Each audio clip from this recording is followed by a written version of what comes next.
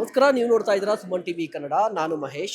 ವೀಕ್ಷಕರೇ, ಇವತ್ತು ವಿಧಾನಸಭೆಯಲ್ಲಿ ಆದಂತಹ ಹೈಡ್ರಾಮದ ಬಗ್ಗೆ, ಅಂದರೆ ಕಾಂಗ್ರೆಸ್ ನಾಯಕರು ರಾಜ್ಯಪಾಲರನ್ನ ಅಡ್ಡಗಟ್ಟಿದ್ರು. ಅದಾದ ನಂತರ ಸಾಕಷ್ಟು ಗಲಾಟೆ ಆಯಿತು. ಇದ್ರ ಬಗ್ಗೆ ಬಿಜೆಪಿ ನಾಯಕರು ಏನ್ ಹೇಳ್ತಾರೆ? ಮುಖ್ಯವಾಗಿ ಶಾಸಕರಾಗಿರುವಂತಹ ಯಶ್ಪಾಲ್ ಸುವರ್ಣ ಅವರು ಇದ್ದಾರೆ ನಮ್ಮ ಜೊತೆ. ಅವ್ರನ್ನ ಮಾತಾಡ್ಸೋಣ ಬನ್ನಿ ಸರ್.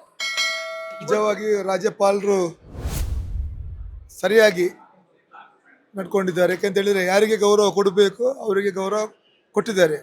ಯಾರಿಗೆ ಆ ಗೌರವವನ್ನು ಉಳಿಸ್ಕೊಳ್ಳಿಕ್ಕೆ ಗೊತ್ತಿಲ್ಲ ಅವರಿಗೆ ಗೌರವವನ್ನು ಕೊಡಲಿಲ್ಲ. ಒಟ್ಟಾರೆ ರಾಜ್ಯಪಾಲರ ನಡೆ ನಾವೆಲ್ಲ ಬೆಂಬಲಿಸ್ತೇವೆ. ಓಕೆ, ಮತ್ತೊಂದು ಕಡೆ ಹರಿಪ್ರಸಾದ್ ಅವರ ಬಟ್ಟೆ ಹರಿದಿದ್ದು ಬಿಜೆಪಿ ನಾಯಕರು ಅಂತ ಅವ್ರು ಆರೋಪ ಮಾಡ್ತಾ ಇದ್ರು. ಹರಿಪ್ರಸಾದ್ ಅವರು ತಪ್ಪಿಯಾಗಿ ಸಿದ್ದರಾಮಯ್ಯನ ಬಟ್ಟೆ ಹರಿಬೇಕೆಂಬ ಒಂದು ಯೋಚನೆಯನ್ನು ಮಾಡಿದರು. ಲಾಸ್ಟಿಗೆ ಹೇಳ್ತಾರಲ್ಲ, ಒಂದು ಗಾದೆ ಉಂಟು, ನನ್ನ ಮೈಯ ನಾನೇ ಪರಿಸ್ಕೊಂಡಂದರೆ. ಅದು ಕೊನೆಗೆ ಯಾವುದಾಗಲಿಲ್ಲ, ಬೇಲೆ ಬೀಸಲಿಕ್ಕೆ ಆಗಲಿಲ್ಲ.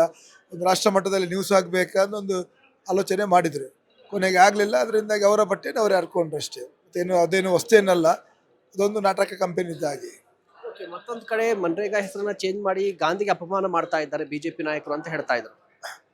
ಇವತ್ತು ಕೇವಲ ತಮ್ಮ ಮತ ಬ್ಯಾಂಕಿಗಾಗಿ, ತಮ್ಮ ಸ್ವಾರ್ಥಕ್ಕಾಗಿ ಗಾಂಧೀಜಿ ಹೆಸರನ್ನು ಬಳಸಿ ಬಿಟ್ಟರೆ, ಗಾಂಧೀಜಿಯ ಒಂದು ಆದರ್ಶ ವ್ಯಕ್ತಿತ್ವವನ್ನು ಇವತ್ತಿನ ತನಕ ಕಾಂಗ್ರೆಸ್ ತಮ್ಮ ಜೀವನದಲ್ಲಿ ಅಳವಡಿಸ್ಕೊಡ್ಲಿಲ್ಲ.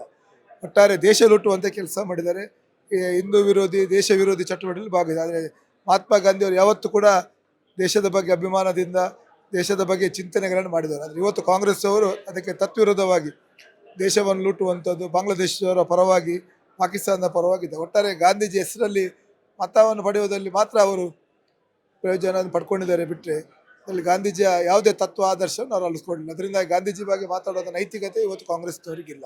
ಮತ್ತೊಂದು ಕಡೆ ರಾಜ್ಯಪಾಲರ ನಡೆಯನ್ನ ಖಂಡಿಸಿ ನಾವು ಕೋರ್ಟ್ಗೆ ಹೋಗ್ತೀವಿ, ಕಾಂಗ್ರೆಸ್ ನಾಯಕರು ಕೋರ್ಟ್ಗೆ ಹೋಗ್ತಾರೆ ಅಂತ ಕೂಡ ಹೇಳ್ತಾ ಇದ್ರು. ಅಂದ್ರೆ ರಾಜ್ಯಪಾಲರು ಸರ್ಕಾರದ ನಿರ್ಧಾರ ಏನಿತ್ತು, ಸರ್ಕಾರ ಕೊಟ್ಟಂತ ಭಾಷಣವನ್ನ ಓದಬೇಕಿತ್ತು, ಬಟ್ ಅದನ್ನು ತಿರಸ್ಕಾರ ಮಾಡಿದ್ದಾರೆ. ಇದು ಸರಿಯಲ್ಲ ಅಂತ ಹೇಳ್ತಾರೆ.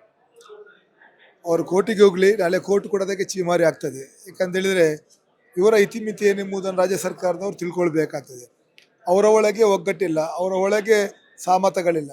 ಒಟ್ಟಾರೆ ಜನರ ಎದುರಿಗೆ ನಾಟಕವನ್ನು ಮಾಡ್ತಿದ್ದಾರೆ. ಅದರಿಂದಾಗಿ ಒಂದು ವಿಶೇಷ ಅಧಿವೇಶನ ಕರೆದ ಉದ್ದೇಶವು ಕೂಡ ಒಂದು ಕಡೆ ಸಿದ್ದರಾಮಯ್ಯ ಅವರ ಈ ಸ್ಥಾನವನ್ನು ಮತ್ತಷ್ಟು ಗಟ್ಟಿ ಮಾಡಲಿಕ್ಕೆ, ಡೈವರ್ಟ್ ಮಾಡಲಿಕ್ಕೋಸ್ಕರ ಇದನ್ನು ಮಾಡಿದ್ದಾರೆ. ಒಟ್ಟಾರೆ ಕಾಂಗ್ರೆಸ್ ಮುಳುಗುವ ಅಡಗಾಗಿದೆ.